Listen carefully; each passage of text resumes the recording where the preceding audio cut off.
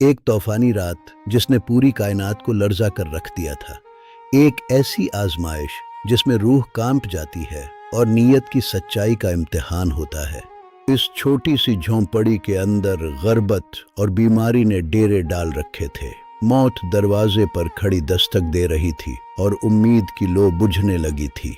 छत टुपक रही थी और कमरे में मौजूद सर्दी हड्डियों तक उतर रही थी। हर कतरा जैसे वक्त का पैगाम हो कि जिंदगी अब मुट्ठी से रेत की तरह फिसल रही है।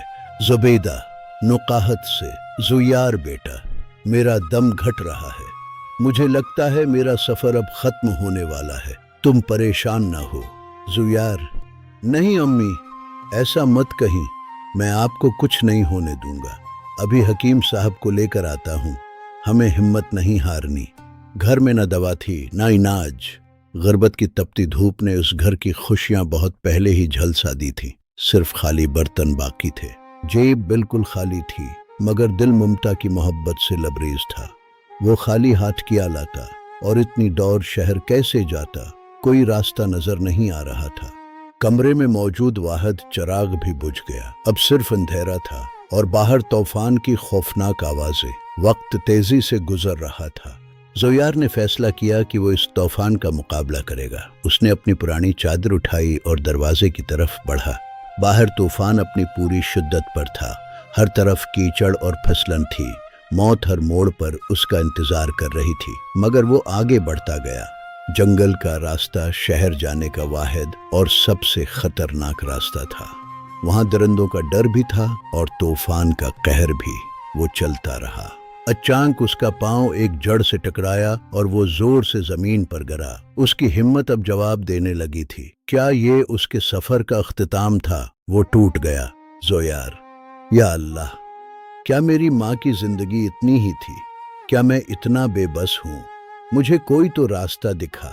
मैं क्या करूं? वो रो रहा था। फिर अचानक झाड़ियों में उसे कुछ चमकता हुआ नजर आया। एक चमड़े का बड़ा और भारी थैला जो कीचड़ में दबा हुआ था। ये क्या था? मौजिज़ा? थैला खोलते ही उसकी आंखें हैरत से फैल गईं। सोना, इतना सोना कि वो 7 पश्तों तक ऐश कर सकते थे। एक पल में सब बदल गया। वो अमीर हो गया था। उसने कभी इतनी दौलत ख्वाब में भी नहीं देखी थी। ये दौलत उसकी माँ को नई जिंदगी दे सकती थी। उसकी सारी परेशानियां हल हो रही थी। मगर क्या ये सब इतना ही आसान था? मगर खुशी के उस लम्हे में एक दर्दनाक आवाज आई। कोई खाई से पुकार रहा था। कोई मौत की आगोश में जा रहा था। आवाज दिल चीर रही थी।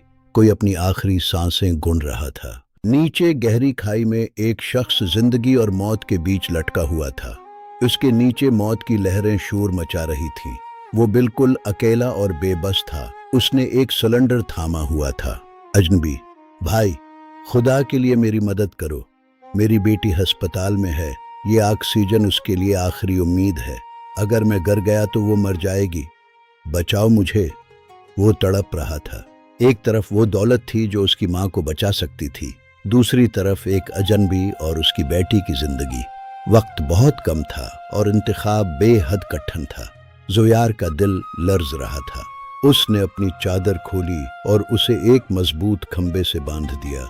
वो अपनी जान खतरे में डालकर इस अजनबी को बचाने के लिए तैयार था। ये सच्ची बहादुरी और इंसानियत का मज़ाहिरा था। वो अपनी पूरी ताकत लगा रहा था। उसके हाथ लहूलुहान हो रहे थे, मगर वो रखने का नाम नहीं ले रहा था। एक एक पल क़यामत की तरह भारी गुजर रहा था। दोनों की जानें दांव पर थीं। फिर वही हुआ जिसका डर था।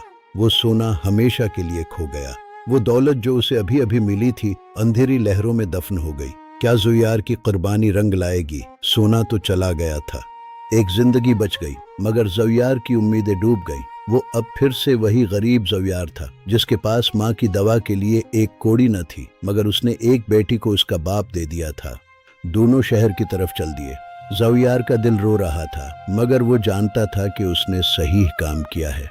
बारिश अब थम चुकी थी, मगर ठंड बरकरार थी। वो दोनों खामोशी से चलते रहे। अस्पताल की चमकती रोशनियां ज़ोयार को अजनबी लग रही थी। वो इस दुनिया का हिस्सा नहीं था। वो सिर्फ अपनी माँ का बेटा था, जो शायद अब तन्हा हो चुकी थी। उसे डर लग रहा था। ऑक्सीजन सिलेंडर ब्रॉक्ट पहुंच गया था। अजनबी अपनी बेटी के कमरे की तरफ भागा। कॉरिडोर में खामोशी छाई हुई थी, जैसे सब किसी माजज़े के मंतजर हों। डॉक्टर तेजी से अंदर गए। वो वहीं बैठकर अपनी तकदीर पर रोने लगा। उसने एक बेटी को उसका बाप दिया, मगर शायद उसने अपनी माँ को हमेशा के लिए खो दिया था। वो कितना बदनसीब था। वो बिल्कुल अकेला महसूस कर रहा था। ज़ोयार ने सोचा कि अब उसका यहाँ कोई काम नहीं रहा। उसने अपनी जिम्मेदारी पूरी कर दी थी। वो खामोशी से उठा और अस्पताल के दरवाजे से बाहर निकल गया। उसे अपनी माँ के पास पहुँचना था। वापसी का सफ़र तवील और तकलीफदेह था। उसके पास कोई खुशखबरी नहीं थी, कोई दवा नहीं थी, कोई उम्मीद नहीं थी। वो सिर्फ अपनी यादें लिए जा रहा था। रात ढल रही थी। जब वो अपनी झोंपड़ी के करीब पहुंचा तो सूरज की पहली किरणें निकल रही थी। एक अजीब सा खौफ उसे रोक रहा था। वो आगे बढ़ने से डर रहा था। वो थम गया और दुआ मांगने लगा। झोंपड़ी खामोश थी, मगर जब वो अंदर दाखिल हुआ तो वहां का मंजर ही बदला हुआ था।